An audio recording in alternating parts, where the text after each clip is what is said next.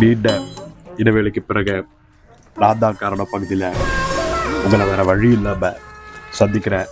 ஏதோ சொல்லணுமேனு சொல்றதுக்காக எதுக்கு ஒரு வணக்கம்.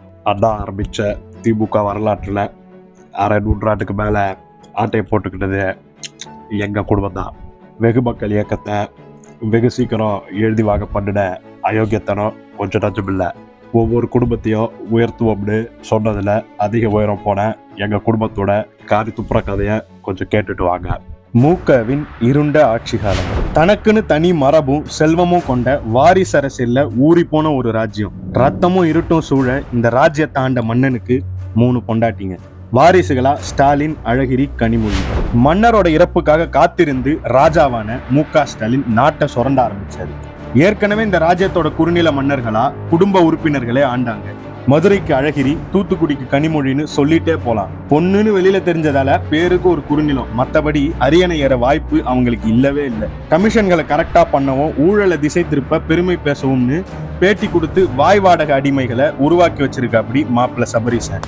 இந்த குடும்பம் காசுல கொழுத்து நல்லா ராஜபோக வாழ்க்கை வாழ்ந்துச்சு. ஆனா இவங்களுக்காக களத்துல வேலை செஞ்ச உடன்பிறப்புகளும் சாமானிய மக்களும் துயரத்திலையும் வறுமையிலும் உழன்று வேதனைப்பட்டாங்க.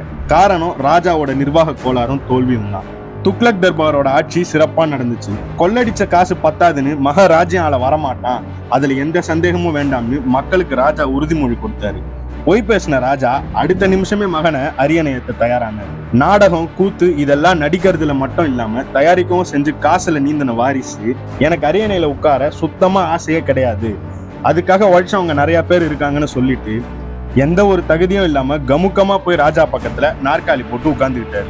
அமைச்சர்களும் எந்த ஒரு எதிர்ப்பும் தெரிவிக்கல. காசை வாரி அரைச்சா எல்லா நாயும் வாழை சொல்லிட்ட தானே செய்யும். எல்லாரும் கொள்ளையடிச்சுக்கிட்டே சின்னவரை புகழணும்னு மன்னர் ஆணையிட்டாரு. குடும்ப கூட்டாட்சியில மக்களோட கண்ணீர்ல ராஜாக்கள் சிறப்பா கொள்ளையடிக்கிறாங்க. அப்பா வச்சு ஆட்சிக்கு வந்த கதைய பாத்தீங்களா? ஆக இனியே வாரம் வருவார்.